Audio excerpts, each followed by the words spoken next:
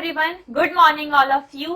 आज है आप लोगों का बायोलॉजी का एग्जाम। आई नो थोड़ी सी घबराहट हो रही होगी, मैडम को भी थोड़ा सा अच्छा नहीं लगा रात भर, तो हमने सोचा एक और वीडियो जो कि रिवीजन पर्पस से हम आपके लिए लेकर आए हैं। तो हमारे साथ साथ आप भी रिवीजन कीजिए इंपॉर्टेंट क्वेश्चन का। कुछ हम डायग्राम्स लेके आए हैं ताकि आपकी क्विक तैयारी हो बेटा, क्योंकि आज पेपर है, इनमें से एक दो क्वेश्चन भी फंस गए तो हमको भी थोड़ी सी खुशी होगी। तो चलिए स्टार्ट करते हैं बिना टाइम वेस्ट किए। ना तो आपके पास टाइम है और ना ही हमारे पास। आज का पहला क्वेश्चन है बेटा, मिलर और यूरे का प्रयोग आपके सामने है। कुछ बच्चों को इसको समझना भी था। ये जो विकास चैप्टर है उससे हमने उठाया है और इम्पोर्टेंट है।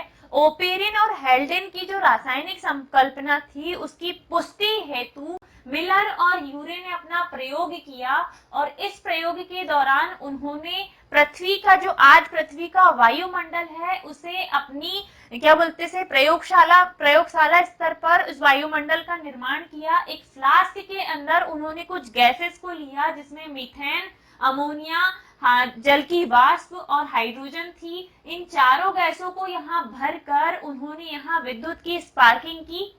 दो इलेक्ट्रोडों को टकराया जिससे कि यहाँ विद्युत स्पार्किंग हुई, और स्पार्किंग के बाद इन चारों में आपस में क्रिया हुई होगी, और उस क्रिया के बाद जब ये नीचे आई गैसें तो यहाँ पे बेटा पानी आइट साइड से पानी का फ्लो चल रहा है जिससे वो गैसें ठंडी हो, और ठंडी होने के बाद जो भी पदार्थ उनसे मिलकर बना हो वो धीरे धीरे करके इधर इकट्ठा होते जाए ड्रॉपलेट्स के रूप में। कुछ समय बाद वो यहाँ से होते हुए ऑर्गेनिक कंपाउंड आगे इधर पहुंच जाते हैं, और यहाँ से बेटा बॉइलिंग वाटर की जो भाप है वो आगे पहुंचती है। तो जो पानी है, जो भी पदार्थ बना है वो यहाँ इकट्ठा होता है, जिसे इसको खोलकर इससे बाहर प्राप्त कर लिया जाता है टेप के द्वारा। फिर से ध्यान से सुनिएगा, ये जो फ्लास्क है इस फ्लास्क के अंदर चार गैसें हैं, मीथेन है, अमोनिया है, जल वाष्प है और हाइड्रोजन है। ये बॉइलिंग वाटर है जिससे कि जल वाष्प यहाँ पहुंच रही है, और यहाँ पे दो इलेक्ट्रोड लगे हुए हैं जिनको आपस में टकराकर विद्युत स्पार्किंग की गई, स्पार्क किया गया, जिससे कि यहाँ पर जो चारों गैसें थी उन्होंने आपस में क्रिया की और क्रिया करके कुछ उत्पाद बनाए। वे उत्पाद आपको आगे जाके पता चलेंगे। अब वो धीरे धीरे करके नीचे आए, यहाँ पे ठंडे पानी का संचार चल रहा है आजू बाजू में, तो गैसें जो हैं जो उत्पाद बने हैं वो ठंडे होकर नीचे पहुंचते हैं और यहाँ ड्रॉपलेट्स के रूप में छोटी छोटी बूंदों के रूप में जम जाते हैं। और जब उन्होंने बाद में देखा तो उन्होंने पाया कि ग्लाइसिन, एलेनिन और एस्पार्टिक अम्ल यहाँ पर उत्पाद के रूप में प्राप्त हुए हैं जो कि एमिनो अम्ल हैं। यहाँ पर उत्पाद के रूप में ग्लाइसिन, एलेनिन और एस्पार्टिक अम्ल बना जो कि अमीनो अम्ल है, और अमीनो अम्ल इंसान यानी कि ह्यूमन बॉडी में डीएनए से आरएनए और आरएनए से प्रोटीन यानी कि एमिनो एसिड बनता है, हम सभी को पता है। तो एमिनो अम्ल बना यहाँ पर, और इस एमिनो अम्ल की उपस्थिति यानी कि ग्लाइसिन, एस्पार्टिक अम्ल और एलेनिन की उपस्थिति से मिलर और यूरे ने बताया कि जीवन की संकल्पना की पुष्टि भैया होती है। मतलब जीवन कैसे उत्पन्न हुआ होगा, तो इन चीजों की हेल्प से हुआ होगा, ऐसा मिलर यूरे का कहना था। आई होप आपको क्लियर है। ये डायग्राम अच्छे से देख के जाइएगा। अगर मिलर यूरे प्रयोग का नामांकित चित्र पूछा तो आपको बाकायदा ये पूरा डायग्राम बनाना है, और अगर थोड़ा बहुत इससे ऑब्जेक्टिव में आ गया कि मिलर यूरे एक्सपेरिमेंट के बाद जो उत्पाद बने वो क्या थे, तो उत्पाद के रूप में बने हैं बेटा एमिनो एसिड। एमिनो एसिड के तीन टाइप है, ग्लाइसिन, एलेनिन और एस्पार्टिक अम्ल। अगर पूछा गया कि मिलर यूरे प्रयोग में किन गैसों का उपयोग फ्लास्क में किया गया, तब आप आंसर लिखेंगे मीथेन, अमोनिया, जलवाष्प और हाइड्रोजन। ये चार आपके सैंपल पेपर जो एमपी बोर्ड का डला हुआ है उसमें भी है, तो आपको अच्छे से पढ़ के जाना है। होप आपको पहला क्वेश्चन क्लियर है। थम्स अप कर दो फटाफट अगर अच्छा लगा हो तो। अब हम आते हैं दूसरे इंपॉर्टेंट क्वेश्चन पे। दूसरा इंपॉर्टेंट क्वेश्चन हमने उठाया है बेटा प्लाज्मिड। प्लाज्मिड क्या होते हैं, तो कुछ जीवाणु कोशिका में हमारे गुणसूत्रीय डीएनए के अतिरिक्त एक और डीएनए जैसी गोलाकार संरचना पाई जाती है। उस गोलाकार संरचना का नाम ही है प्लाज्मिड। एक बात और ध्यान से सुनना, जीवाणु कोशिका में उनका जो क्रोमोसोमल डीएनए होता है उस डीएनए के अलावा भी अतिरिक्त छोटे वृत्ताकार डीएनए, वृत्ताकार मतलब गोल डीएनए अणु पाए जाते हैं, जिनमें स्वतंत्र रूप से प्रतिकृति मतलब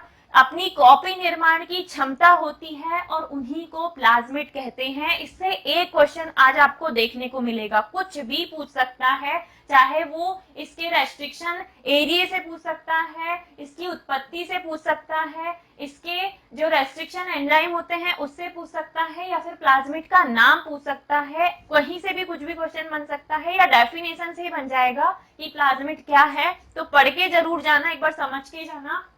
प्लाज्मिड जीवाणु कोशिका में गुणसूत्रीय डीएनए, जैसे हमारी बॉडी में भी गुणसूत्रीय डीएनए होता है, वैसे ही जीवाणु कोशिका में अपना गुणसूत्रीय डीएनए होता है। इसके अलावा अतिरिक्त छोटे वृत्ताकार जो डीएनए अणु होते हैं उन्हें प्लाज्मिड कहते हैं, और इनका गुण है कि इनमें स्वतः ही प्रतिकृति यानी कि रेप्लिकेशन यानी कि कॉपी निर्माण करने की क्षमता होती है।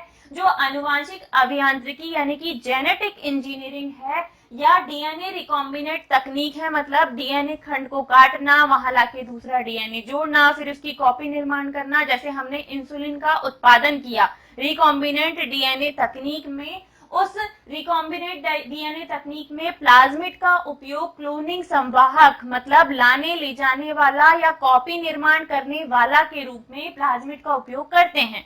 फॉर एग्जाम्पल ई कोलाई का प्लाज्मिड लेते हैं, सेम ऐसा ही गोल, उस प्लाज्मिड का एक छोटा सा खंड काटकर अलग कर देते हैं, वहां पर वो डीएनए खंड लाकर जोड़ देते हैं जिसमें हमारा वो जीन होता है जो इंसुलिन बनाता है। जब उसको लाकर जोड़ दिया तो अब जो नया प्लाज्मिड है उसको वापस से जीवित कोशिका यानी कि ई कोलाई बैक्टीरिया के अंदर वापस से स्थानांतरित कर देते हैं। अब ई कोलाई के अंदर ये प्लाज्मिड स्वयं रेप्लिकेशन करता है, ई कोलाई बैक्टीरिया की भी संख्या बढ़ती है, उनका सतत संवर्धन होता है, साथ ही साथ प्लाज्मिड का भी गुणन होता है, प्लाज्मिड की भी कॉपीज बनती है, और ऐसे करके ढेर सारी मात्रा में प्लाज्मिड बन जाते हैं और हमें ज्यादा मात्रा में इंसुलिन मिल जाता है। तो हम कह सकते हैं कि आनुवांशिक अभियांत्रिकी यानी डीएनए रिकॉम्बिनेंट तकनीक में प्लाज्मिड का उपयोग क्लोनिंग संवाहक, मतलब क्लोन तैयार करने वाले वाहक के रूप में होता है।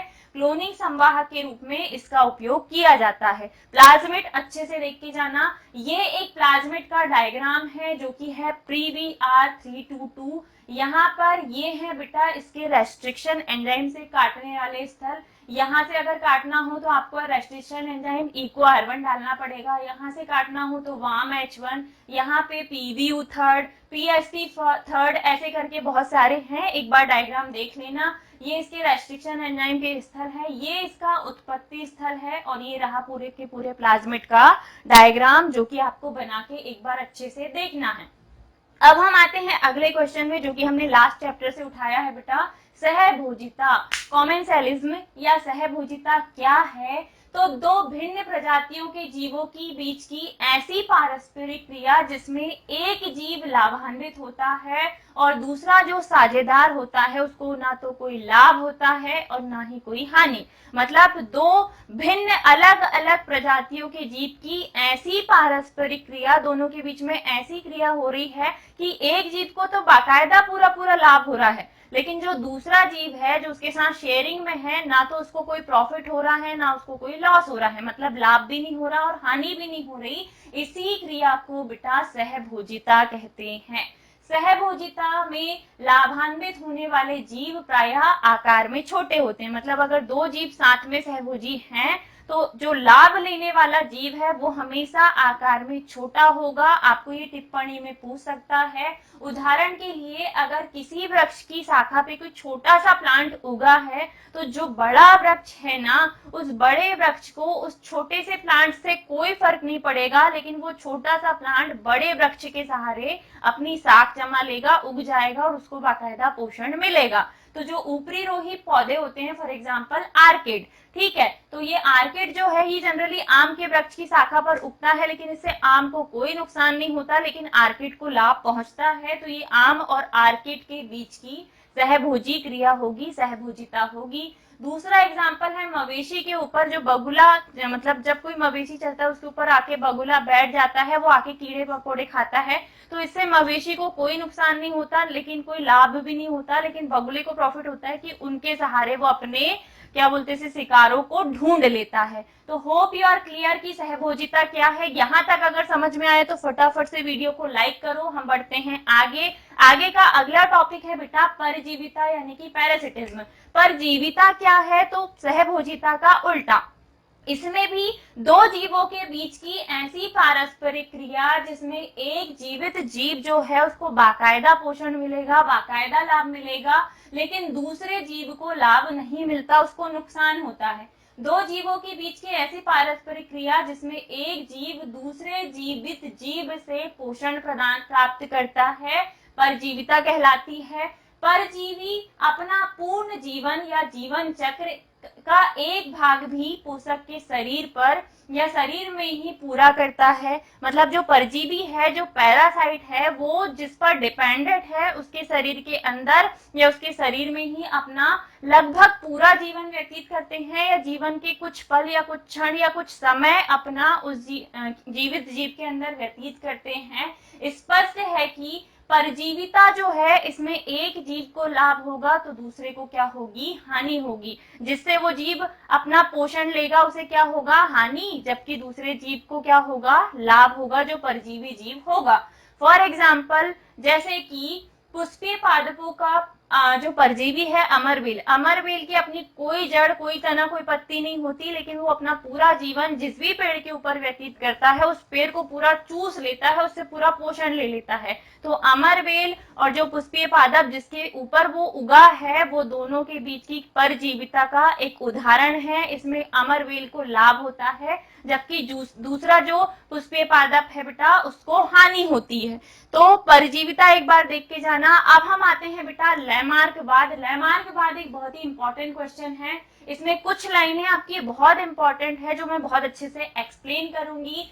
जैव विकास की वैज्ञानिक व्याख्या का जो प्रथम प्रयास है वो फ्रांसीसी वैज्ञानिक लैमार्क ने किया था।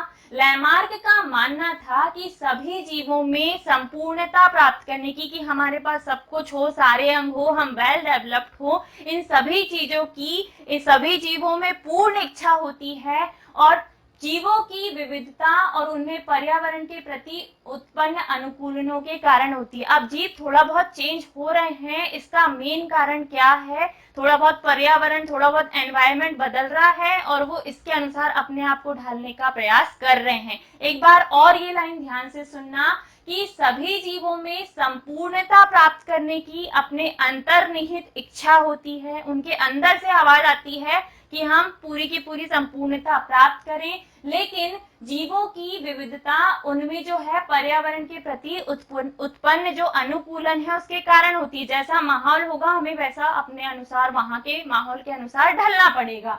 आगे लैमार्कवाद को अर्जित लक्षणों की वंशागति के नाम से भी जाना जाता है। इनहेरिटेंस ऑफ एक्वायर्ड, मतलब जैसी सिचुएशन आएगी हमें वैसा ढलना पड़ेगा, और जब हम ढल गए तो हमारी अगली पीढ़ी में भी वो ढले हुए लक्षण जाएंगे। फॉर एग्जाम्पल आज हम एजुकेटेड हैं, हम बहुत अपडेटेड हैं, हमारे बच्चे भी ऐसे ही होंगे। क्या पुराने से पुराने लोग वैसे थे? तो नहीं। तो ये जो क्या बोलते हैं सिचुएशन है, ये जो माहौल के अनुसार ढलना है, वो जनरेशन अपने आप सीख लेती है, चाहे वो इंसान हो या पक्षी हो या जानवर हो, कुछ भी हो, सभी में अर्जित लक्षणों की वंशागति की होती है। जो भी उन्होंने अर्जित किया है वो लक्षण एक पीढ़ी से दूसरी पीढ़ी में जाते हैं। जैसे कुछ इलाकों में या रेगिस्तान के तरफ जो जिराफ रहते थे ना, वो जिराफ छोटे हुआ करते थे पहले, लेकिन उन्होंने पाया कि जहां वो है वहां पे बहुत बड़े बड़े पेड़ हैं और बड़े बड़े पेड़ों की पत्तियों को खाने के लिए उनकी गर्दन वहां तक पहुंच नहीं पाती थी। तो जिराफों ने क्या किया बेटा, धीरे धीरे करके अपनी गर्दन को खींचना चालू किया, क्योंकि उनकी आवश्यकता थी भोजन, और भोजन थी वो पेड़ों की पत्तियां जो कि बहुत ऊंचे लेवल पे थी और उनकी हाइट बहुत नीची थी। धीरे धीरे करके उन्होंने अपनी गर्दन को खींचना चालू किया और एक समय ऐसा आया कि उनकी गर्दन लंबी हो गई। अब लंबी गर्दन से वो पत्तियां खाना उनके लिए काफी आसान हो गया और उनकी जो अगली पीढ़ी आई वो पीढ़ी भी लंबी गर्दन लेके पैदा हुई। तो यहाँ पे ये लाइन स्पष्ट होती है कि अर्जित लक्षणों की वंशागति की होती है। जिराफ ने जो लक्षण अर्जित किए लंबी गर्दन वाले, वो लक्षण उनकी अगली पीढ़ी में भी पहुंचे। लेकिन एक वैज्ञानिक आए बीजमान का मानना था कि उन्होंने इस एक्सपेरिमेंट को दोहराया। उन्होंने क्या किया, चूहे की पूंछ को काटा, फिर देखा कि अगली पीढ़ी में चूहा पूंछ लेके पैदा हो गया, फिर उन्होंने पूंछ को काटा, फिर अगली पीढ़ी में फिर चूहा पूंछ लेके पैदा हुआ। ऐसा 2-3-4 बार रिपीटेडली करने के बाद भी, चूहे की पूंछ को काटने के बाद भी अगली पीढ़ी में चूहा पूंछ लेके ही पैदा होता है या जन्म लेता है। तो बीजमान ने लैमार्कवाद का खंडन किया। उन्होंने कहा कि ऐसा कुछ नहीं है, कोई अर्जित लक्षण की वंशागतिकी नहीं होती है। अगर ऐसा होता तो चूहा पूंछ लेके कैसे पैदा होता। बट अगर फैक्टली देखा जाए तो जिराफ स्वयं की इच्छा से, अपनी अंतर्निहित इच्छा से लंबी गर्दन को वो किए हैं, लंबी गर्दन लेकर उत्पन्न हुए हैं, क्योंकि उनको चाहिए था। लेकिन चूहे को अपनी पूंछ की जरूरत है, तुम कितना ही काट दो वो फिर से की पूंछ लेके पैदा हो जाएगा, क्योंकि पूंछ की इच्छा उसकी वो नहीं है। मतलब चूहा जो है उसको पूंछ की जरूरत है, जबकि जिराफ को लंबी गर्दन की जरूरत है। तो बीजमान द्वारा चूहों की पूंछ का लगातार कई पीढ़ियों तक काटने के बाद भी पूंछ वाले चूहे पैदा होने के प्रायोगिक प्रमाण से लैमार्कवाद का खंडन हुआ है। लैमार्कवाद का खंडन आपको पूछा जाए अगर ऑब्जेक्टिव में, तो आप बोलोगे बीजमान का मत लैमार्कवाद का खंडन करता है। आनुवांशिकी का ज्ञान आज सिद्ध कर चुका है कि जीव की जीवन अवधि में अर्जित किए कायिक लक्षण वंशागत नहीं होते। हम अपने पूरे जीवन में जितने भी लक्षण अर्जित करते हैं बेटा, वो अगली पीढ़ी में वंशागत नहीं होते। अगली पीढ़ी अपने जेनेटिक लक्षण लेकर पैदा होती है, ना कि अर्जित किए हुए लक्षण को लेकर पैदा होती है। तो होप लैमार्कवाद आपको अच्छे से क्लियर हुआ हो। एक बार आप देख के जाना, डार्विनवाद भी देख लेना, वो भी पूछ सकता है। अगला क्वेश्चन है जो कि मैंने आपको पढ़ने के लिए बोला था, प्लाज्मोडियम का जीवन चक्र। प्लाज्मोडियम का जीवन चक्र अच्छे से देख के जाना। मैं शॉर्ट ब्रीफिंग आपको दे रही हूँ कि प्लाज्मोडियम जो है वो मादा एनोफिलीज मच्छर की लार में उपस्थित स्पोरोजोइट यानी कि परजीवी है। ये मादा एनोफिलीज मच्छर जो जिसके शरीर में ये प्लाज्मोडियम का जो स्पोरोजोइट है वो उपस्थित है, वो जब किसी मनुष्य को काटती है तो स्पोरोजोइट मनुष्य के शरीर में प्रवेश कर जाते हैं। अब जैसे ही ये मनुष्य के शरीर में पहुंचे, मच्छर ने रक्त चूसा है, रक्त के माध्यम से ये पूरे शरीर में फैलने लग जाते हैं और एक कंडीशन ये आती है कि ये जो स्पोरोजोइट है वो लिवर कोशिका में पहुंचते हैं। लिवर कोशिका में इन स्पोरोजोइट का बहुगुणन होता है। बहुगुणन के बाद अब ये स्पोरोजोइट धीरे से आरबीसी के अंदर पहुंचते हैं। आरबीसी में भी बेटा इनका बहुगुणन होता ही अपनी संख्या बढ़ाते हैं। अलैंगिक जनन के द्वारा स्पोरोजोइट अपनी संख्या बढ़ा रहे हैं, परजीवी अपनी संख्या बढ़ा रहा है। एक कंडीशन ये आती है कि आरबीसी यानी कि रक्त कोशिका, जो आरबीसी रेड ब्लड सेल है, उसमें ये स्पोरोजोइट नहीं समा पाते और इसके फटने से ही पूरे के पूरे स्पोरोजोइट बाहर आ जाते हैं। जैसे ही ये बाहर आते हैं, आरबीसी से एक विषैला द्रव्य भी बाहर आता है जिसका नाम है बेटा हीमोज्वाइन। हीमोज्वाइन के बाहर आने के कारण ही व्यक्ति को बुखार आता है, उसका शरीर तपने लग जाता है, गर्म होने लग जाता है। आगे अब ये स्पोरोजोइट जो बाहर आए हैं वो सेपरेट होते हैं नर और मादा युग्मक में। धीरे से जो स्पोरोजोइट बाहर आए हैं, जो रक्त में मोचित हुए हैं, अब इन्हें पूरे शरीर को संक्रमित कर दिया, सारी रक्त कोशिकाओं को संक्रमित कर दिया और अब इन्होंने अपने युग्मकों का पृथक्करण करना चालू किया। शरीर के अंदर ही नर युग्मक और मादा युग्मक अलग अलग होते हैं, मतलब युग्मक जनन होता है और युग्मक जनन के बाद जब ये नर और मादा युग्मक अलग अलग हुए हैं, उसी दौरान जैसे ही कोई दूसरा मच्छर या दूसरी मादा एनोफिलीज आके हमें काट ले, तो ये स्पोरोजोइट उस मच्छर की लार के साथ, जो हमारा खून को चूस के ले गया है, उसके साथ मच्छर के शरीर में पहुंच जाते हैं।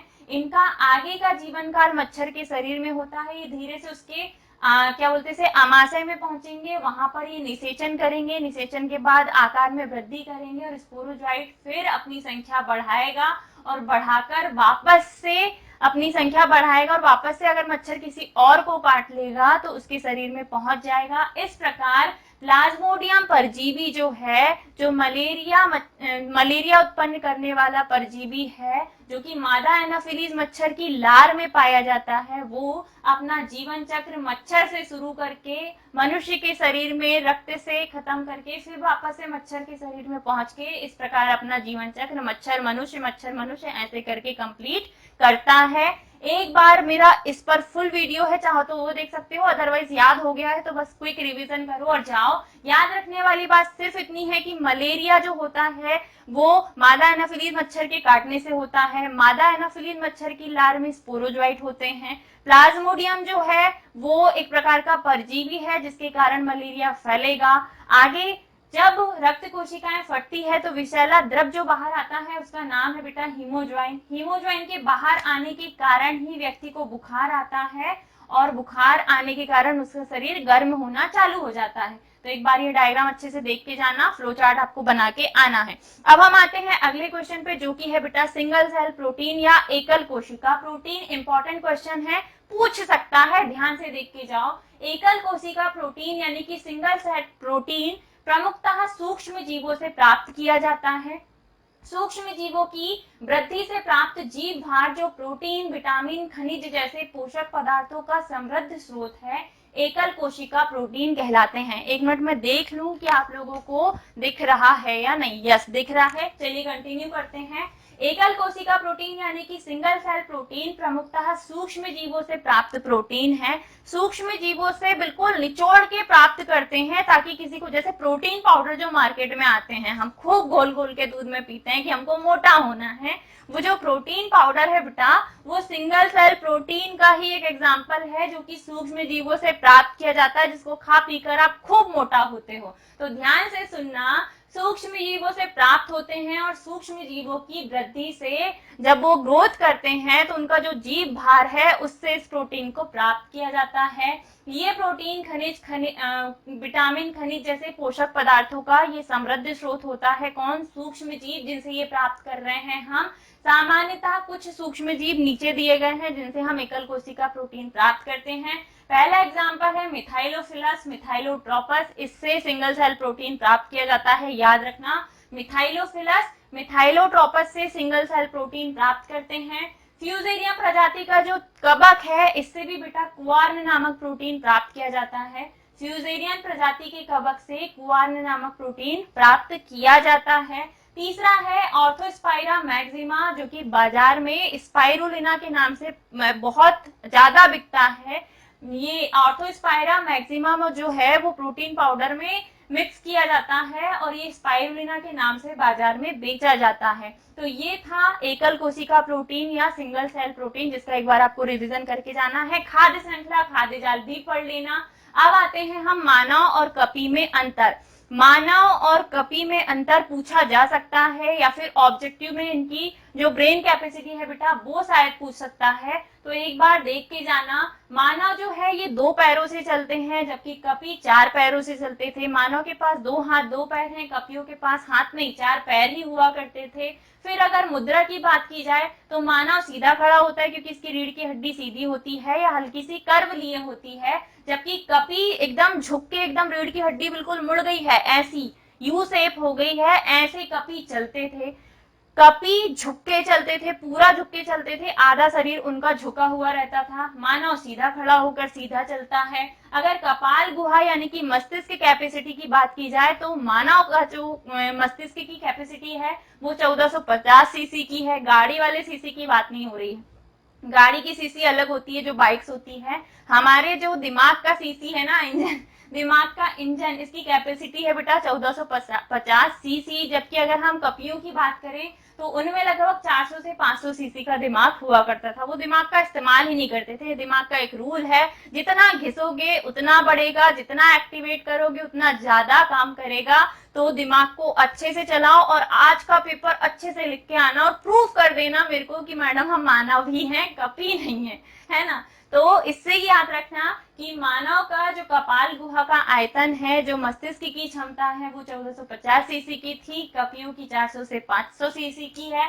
सामाजिक संरचना की बात करें तो मानव की सामाजिक संरचना बहुत कठिन है। थोड़ी सी सांस्कृतिक विकास हम कर चुके हैं, जबकि कपियों में ऐसा नहीं था, वो सिंपल रहते थे, कपड़े कुछ पहन लिए, नहीं पहने, नहीं पहनना है ना नहीं पहने, कुछ इस टाइप से मानव और कपि का जीवन चक्र है और इनमें आपको अंतर देख के जाना है। आगे की पीपीटी खत्म हो गई है, इतना आपके लिए पर्याप्त है क्विक रिवीजन के लिए। और चाहो तो एक बार अपनी तरफ से प्रैक्टिस करो, अदरवाइज रिलैक्स होके जाओ। अब आपका पेपर बहुत अच्छा जाएगा। 3 दिन से मैंने भी काफी हेल्प कर दी, खुद ने भी आपने रिवीजन किया होगा। आई होप इस वीडियो से आपको अच्छे से आज हेल्प मिले, कुछ क्वेश्चन इससे आ जाएं, ताकि मेरे को भी थोड़ी सी खुशी हो कि मैंने इतनी सुबह सुबह उठ के अगर मेहनत की हूँ तो इससे बच्चों का फायदा हुआ है।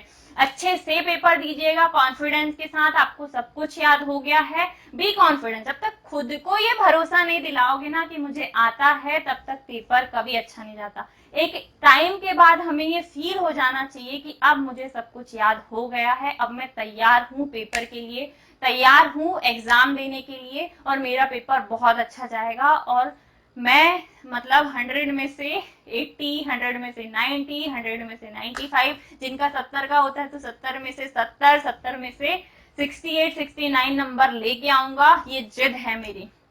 तो फील गुड, डू गुड और just honest with your self. अच्छे से पढ़कर जाओ, चीटिंग से किसी का भला नहीं होता, तो आजू बाजू में ताका झाकी नहीं करना।